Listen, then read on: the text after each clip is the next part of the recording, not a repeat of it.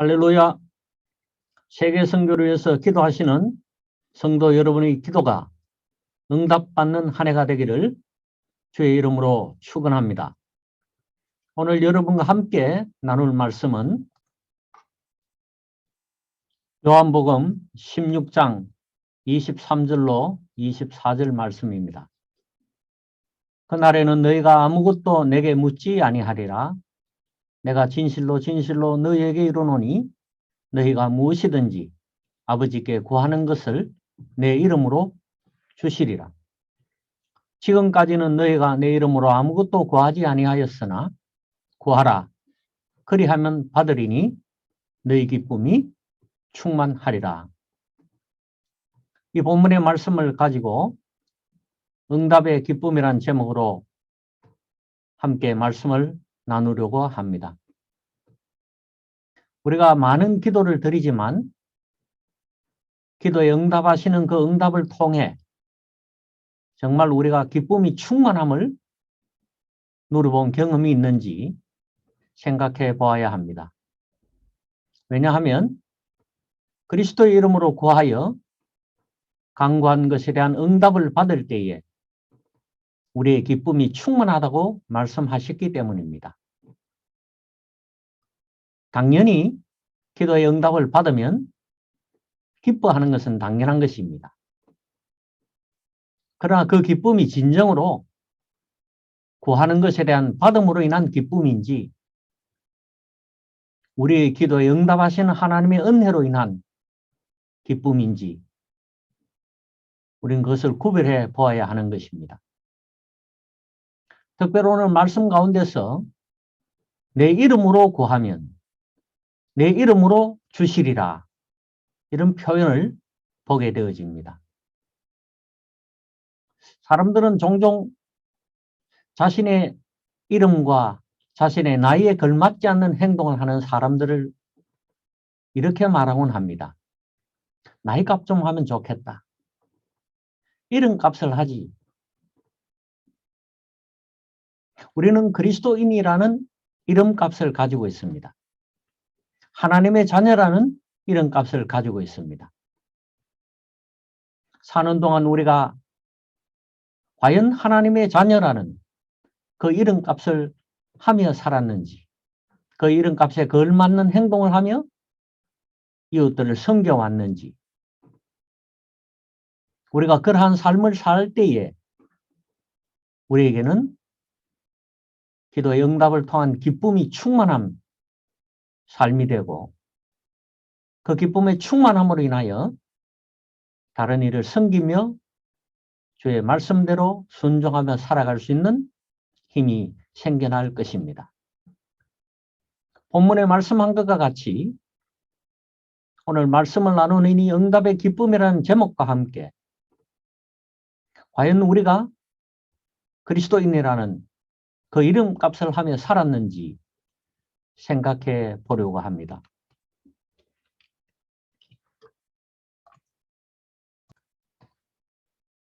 요한복음 14장 13절에서 14절에는 우리가 간구하는 기도에 예수 그리스도의 그의 이름에 관하여 말씀하고 있는 것을 봅니다. 너희가 내 이름으로 무엇을 구하든지 내가 행하리니 이는 아버지로 하여금 아들로 말미암아 영광을 받으시게 하려 함이라. 내 이름으로 무엇이든지 내게 구하면 내가 행하리라. 여러분, 우리가 주님 앞에 기도하며 간구할 때 그 기도가 응답받을 수 있는 이유는 우리가 예수 그리스도의 이름으로 드리는 기도를 통하여 하나님 아버지께서 영광을 받으시게 하기 위함이라고 말씀하고 있습니다. 무엇을 구하든지 행하시며 응답하시는 이유가 아버지가 영광을 받으시게 하려 함이라고 성경은 우리에게 가르쳐주고 있는 것입니다. 오늘 우리가 예수 그리스도의 이름으로 구하는 그 모든 것은 하나님이 영광을 받으시게 되는 기도와 간구라는 것을 기억해야 할 것입니다. 무엇을 구하든지 이 한 해 동안에 세계 선교를 위하여 구하는 우리의 모든 기도가 하나님이 그 기도로 말미암아 주 예수 그리스도의 이름으로 구하는 그 강구로 말미암아 영광을 받으시게 될 것입니다. 여러분, 하나님이 영광을 받으시는 것이 우리가 드리는 기도에 응답하시는 것이라면 금년 한 해 동안은 쉬지 말고 기도하라 말씀하신 것과 같이 하나님의 영광을 위하여 끊임없이 기도하고 강구하는 저와 여러분이 될 수 있기를 간절히 원합니다. 예수님께서는 예수 그리스도라는 그 이름대로 삶을 사시며 그 이름의 목적을 이루셨습니다. 마태복음 1장 21절에서 23절에서 아들을 낳으리니 이름을 예수라 하라. 이는 그가 자기 백성을 그들의 죄에서 구원할 자이심이라 하니라. 이 모든 일이 된 것은 주께서 선지자로 하신 말씀을 이루려 하심이니 이르시되 보라 처녀가 잉태하여 아들을 낳을 것이요 그의 이름은 임마누엘이라 하리라 하셨으니 이를 번역한즉 하나님은 우리와 함께 계시다 함이라. 22절에서 선지자로 하신 말씀은 바로 이사야 7장 14절의 말씀이었습니다. 그러므로 주께서 친히 징조를 너희에게 주실 것이라. 보라 처녀가 잉태하여 아들을 낳을 것이요 그의 이름을 임마누엘이라 하리라. 예수 그리스도는 자기 백성을 그들의 죄에서 구원할 자이심이라는 이름으로 이 땅에 오셨습니다. 그 예수 그리스도께서는 그 이름대로 행하셨다는 사실을 우리는 잘 알고 있습니다. 누가복음 19장 10절에서는 인자가 온 것은 잃어버린 자를 찾아 구원하려 함이니라. 마태복음 20장 28절에서는 인자가 온 것은 섬김을 받으려 함이 아니라 도리어 섬기려 하고 자기 목숨을 많은 사람의 대속물로 주려 함이니라고 말씀하고 있습니다. 과연 주 예수 그리스도는 그 이름대로 행하셨다는 것을 우리는 분명히 알고 있습니다. 사랑하는 여러분, 우리는 그리스도인이라는 하나님의 자녀라는 이름을 가지고 있습니다. 주님께서 그 이름대로 행하신 것 같이 우리도 하나님의 백성, 하나님의 자녀, 그리스도인이라는 이 이름 값대로 행하며 살아야 할 것입니다. 뿐만 아니라 그 이름에는 권세가 있습니다. 예수 그리스도의 이름의 권세는 바로 우리가 누릴 수 있는 권세이기도 합니다. 누가복음 10장 17절에서는 전도하러 나아갔던 70명이 돌아와서 주님 앞에 보고하는 보고의 내용입니다. 70인이 기뻐하며 돌아와 이르되 주여 주의 이름이면 귀신들도 우리에게 항복하되이다. 여러분 제자들이 나아가서 복음을 전할 때에 주 예수 그리스도의 이름으로 귀신들을 쫓아내는 역사가 일어났을 때 그들은 얼마나 기뻤을까요? 주의 이름이면 귀신들도 우리에게 항복하되이다. 주님 앞에 기도하며 구하는 저와 여러분에게 이런 권세들이 넘쳐날 수 있기를 간절히 바랍니다.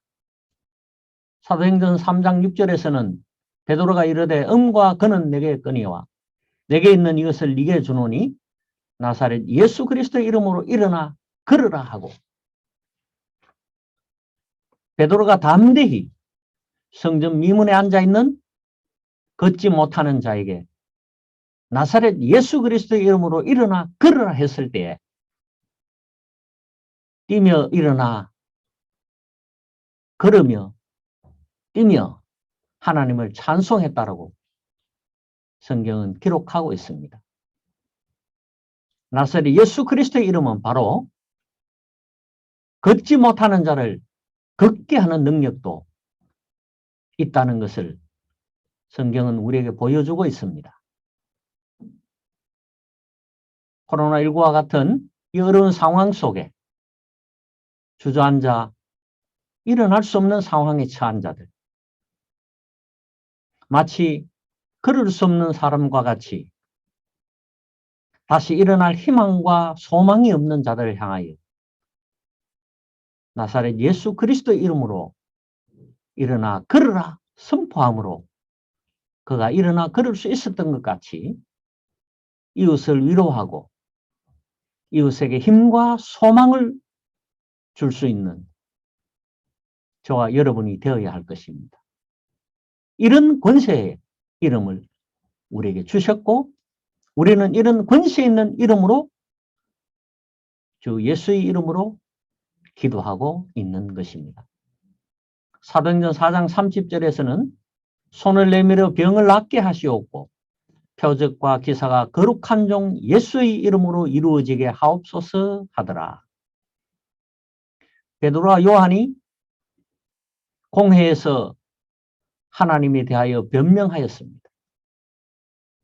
그럴 때 공회원들이 말하기를 조용히 하고 예수에 관하여 복음에 관하여 말하지 마라 라고 그 약조를 하면 그들을 놓아줄 것이라 그렇게 유혹하고 있었습니다. 그렇지만 베드로와 요한은 담대하게 하나님의 말씀을 전하기 위하여 기도하였습니다. 그 기도의 내용들 가운데 바로 이 사도행전 4장 30절의 내용이 기록되어진 것입니다. 손을 내밀어 병을 낫게 하시옵고 그들이 기도했던 것 같이 저들이 손을 내밀어 기도할 때 병이 낫는 역사가 나타났습니다. 표적과 기사가 예수의 이름으로 이루어지게 하옵소서. 그들이 구한 그대로 사도행전의 역사 속에서 그들은 표적과 기사를 행하는 놀라운 역사를 예수 그리스도 이름의 권세를 행하였던 것입니다. 이 기도를 한 이후에 그들은 성령의 충만함을 받았다고 성경은 기록하고 있습니다. 또한 마가복음 16장 17절에서 18절 말씀에는 믿는 자들에게는 이런 표적이 따르리니 곧 그들이 내 이름으로 귀신을 쫓아내며 새 방언을 말하며 뱀을 집어올리며 무슨 독을 마실지라도 해를 받지 아니하며 병든 사람에게 손을 얹은 적 나으리라 하시더라. 마가복음 16장의 이 말씀은 예수 그리스도를 믿는 모든 자들에게 주신 하나님의 권세인 것을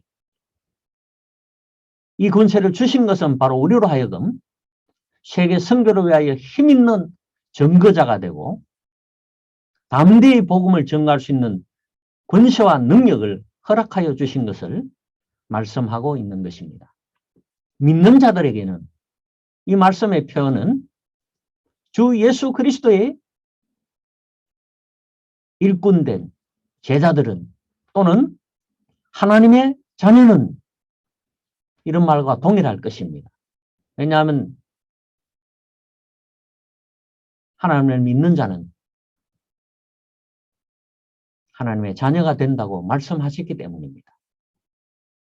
여러분, 우리가 하나님의 자녀라는 그 이름값으로 우리에게 주신 이 권세를 수행하고 이 권세와 능력을 행하는 저와 여러분이 될 수 있기를 바랍니다. 금년 한 해에는 우리의 기도를 통해 표적과 기사가 넘치고 손을 내밀어 병을 낫게 하시고 병든 사람에게 손을 얹어 나으리라는 이 놀라운 능력들이 우리 기도의 간구의 응답을 통해 나타나 기쁨이 충만한 한 해가 될 수 있기를 주의 이름으로 축원합니다. 그 이름에 권세가 있을 뿐만 아니라 예수 그리스도의 이름에는 축복이 담겨져 있습니다. 요한복음 20장 31절입니다. 오직 이것을 기록함은 너희로 예수께서 하나님의 아들 그리스도이심을 믿게 하려 하며 또 너희로 믿고 그 이름을 힘입어 생명을 얻게 하려 함이니라. 예수 그리스도의 이름을 힘입을 때 생명을 얻게 되어지는 축복이 있습니다. 예수 그리스도는 그 이름은 바로 생명의 이름이란 것을 우리에게 복으로 주신 것입니다. 마태복음 19장 29절은 또 내 이름을 위하여 집이나 형제나 자매나 부모나 자식이나 전토를 벌인 자마다 여러 배를 받고 또 영생을 상속하리라고 말씀하십니다. 예수 그리스도의 이름을 위하여 선을 행하며 베풀며 나누며 섬기는 그 모든 일들에는 우리가 행한 것 그 이상 여러 배를 받고 또 영생을 상속하게 된다라고 말씀합니다. 여러분, 예수 그리스도의 이름을 위하여, 예수 그리스도를 위하여 선을 행할 때 낙심하지 말라고 말씀합니다. 선을 행하다 낙심치 않으면 우리가 얻을 수 있는, 우리가 받을 수 있는 축복은 바로 여러 배, 갑절 이상의 축복을 받게 되어지고 또 영생을 상속하는 이 축복이 있다는 것을 기억하십시오. 금년 한 해는 저와 여러분이 부지런히 이웃을 섬기며 나누며 베푸는 또한 예수 그리스도를 위하여 그 이름으로 인하여 선교를 하는 모든 일들을 행할 때에 우리가 행한 그 모든 것에 여러 배의 축복을 받아 누리는 저와 여러분이 될 수 있기를 바랍니다. 그리스도의 이름을 위하여 그리스도인이라는 이름값을 통해 60배, 100배의 축복을 받아 누리고 영생을 상속하는 우리가 되기를 원하는 것입니다. 마가복음 13장 13절은 또 너희가 내 이름으로 말미암아 모든 사람에게 미움을 받을 것이나 끝까지 견디는 자는 구원을 받으리라고 말씀합니다. 예수 그리스도 인하여 받는 축복, 예수 그리스도로 말미암아 사람들에게는 미움을 받을 것이지만 세상의 모든 핍박과 저들의 모든 비난들을 견디며 참으며 인내할 때 구원의 축복을 누리게 될 것입니다. 열심을 다하여 기도하며 구하다가 낙심하지 마십시오. 주 예수 그리스도의 이름으로 행하는 모든 일들에서 끝까지 견디며 인내할 때 구원의 복을 받을 수 있기 때문입니다. 이 한 해 동안에는 여러분들이 드리는 모든 기도를 통해 하나님의 자녀라는 이름값을 행하고 기도는 곧 하나님께 영광을 돌리는 역사의 일이라 오늘 본문이 말씀함과 같이 기쁨이 충만한 축복이 우리에게 있다는 것을 기억하시고 올 한 해도 열심을 다하여 기도하며 살아가는 복된 성도의 삶이 되어줄 수 있기를 주님의 이름으로 축원합니다. 금년 한 해 동안 선교 사역을 잘 이어나가기 위하여 지난해에 행했던 선교 사역에 대하여 말씀을 드리려고 합니다. 지난 한 해는 참 큰 은혜 가운데 지난 시간이었습니다. 비록 코로나19로 인하여 선교 현장으로 복귀하지는 못했지만 하나님께서는 더 큰 은혜와 더 많은 축복을 허락해 주셨습니다. 특별히 하노이의 글로벌 리더십 과정이 진행 중에 있는데 지난해에 일기생들의 학위 수여식이 있었습니다. 지난 7월 달 박사가 2명, 석사가 11명 글로벌 리더십 과정을 통해 배출이 되었습니다.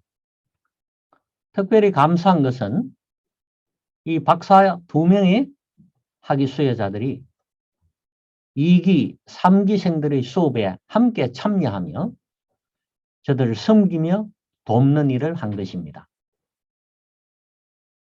그러므로 그들의 도움과 섬김을 통해 2기, 3기 학생들이 예수 그리스도의 사랑을 전해받게 되고 복음을 듣게 되고 세상 속에서 그리스도로 살아가는 그 일에 큰 힘을 얻게 되어지고 예수의 증인이 되기를 주저하지 않고 결단하고 헌신하는 그런 역사가 일어나게 된 것입니다. 현재 금년 6월 달에는 제2기생들이 학위 수혜를 받을 예정입니다. 박사가 4명, 석사가 5명, 총 9명의 학위 수혜가 이루어지게 됩니다. 동일하게 2기생의 박사 학위자 4명도 3기, 4기 학생들을 돕고 섬기는 일에 함께하게 될 것입니다. 1기 박사 2명과 2기 박사 4명, 이 6명의 학생들은 글로벌 리더십 과정 속에서 교수가 되어지고 저들을 다시 가르칠 수 있는 그런 일을 행하게 되어집니다. 이 일을 위해서 기도해 주시고 이 학생들을 통해 사회의 모든 분야에서 그리스도의 지도자가 그리스도의 리더들 역할을 감당할 수 있도록 기도해 주시기를 부탁드립니다. 또한 창업 선교사 훈련이 지난 한 해 동안에 있었습니다. 지난 1월부터 10월까지 1, 2, 3기 세 과정이 연속으로 진행되었고 총 99명의 창업 선교사 훈련을 받은 학생들이 자신의 삶 속에서 생업을 통해 하나님의 나라를 확장하며 하나님의 영광을 노래하는 주의 일꾼이 되어졌습니다. 너무나 감사한 것은 참여하는 모든 훈련생들이 자신의 삶을 통해 하나님의 선교를 이루어가는 일꾼이 되겠노라고 헌신하였고 그들의 헌신은 또 작은 사업을 행하는 주변의 사람들을 도우며 섬김으로 그들이 복음적 기업이 되어지고 하나님의 사람들이 되어지는 그 일에 자신들의 것을 나누며 섬기는 일을 행하고 있다는 것입니다. 참으로 귀한 일이고 큰 은혜의 과정임을 알게 해 주셨습니다. 모두가 여러분들이 함께 이를 위하여 기도해 주셨고 선교 소식과 기도 편지를 통해 함께 중보해 주신 기도의 응답이라 감사를 드립니다. 현재로 복귀하지 못하고 있으므로 말미암아 금년 한 해 동안 선교 행정연구소를 설립하여 선교 단체와 선교 부서를 돕기를 원하고 있습니다. 선교행정연구소는 세계 선교 활동의 지원부서인 선교본부와 또 교단 선교부, 지역 교회 선교부의 행정사역이 효율성과 탁월함을 발휘할 수 있도록 도와주어 세계 복음화의 성취를 이루는 것을 비전으로 하여 설립한 것입니다. 선교행정연구소 설립을 통해 지금 현재 시작한 지 얼마 되지 않았지만 많은 사람들과 많은 단체와 또 많은 업무 담당자들이 도움을 요청하고 있습니다. 그것은 곧 선교행정연구가 필요하며 이것이 저들에게 많은 도움이 되어지는 일임을 확인할 수 있는 것입니다. 선교행정연구소의 연구활동의 내용은 선교단체와 본부의 업무 및 직무에 대한 코칭을 행하고 선교행정 표준 문서와 서식을 개발하며 선교단체 본부 사역자들에 대한 직무훈련, 법인 이사회와 비영리기관에 대한 컨설팅, 또 선교지에 필요한 기구 및 조직에 대하여 컨설팅을 하고 선교단체나 또한 선교사를 지원하는 다양한 기관들이 있습니다.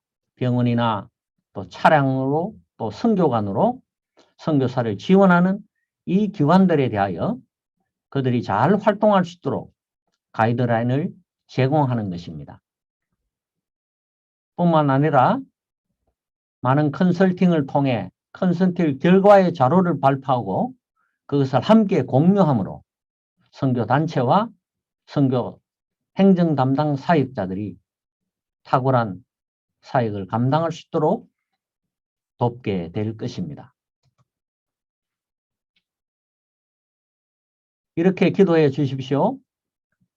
하노이 글로벌 리더십 학생들이 베트남 복음화의 리더로 배출될 수 있도록 창업 선교사 훈련생들이 베트남 복음화의 사역자들로 헌신할 수 있도록 선교행정연구소를 통해 선교단체, 교단선교부, 지역교회의 선교부를 잘 섬겨 효율적인 선교행정을 수행하게 될 수 있도록 하노이 리더십 센터 건립을 위하여 대지를 구입하고 건축 자금을 허락해 주옵소서. 이를 위하여 여러분이 함께 기도해 주시고 아뢰어 주신다면 그 응답을 통해 기쁨이 저와 여러분에게 충만할 수 있기를 주 예수 그리스도의 이름으로 축원합니다. 감사합니다.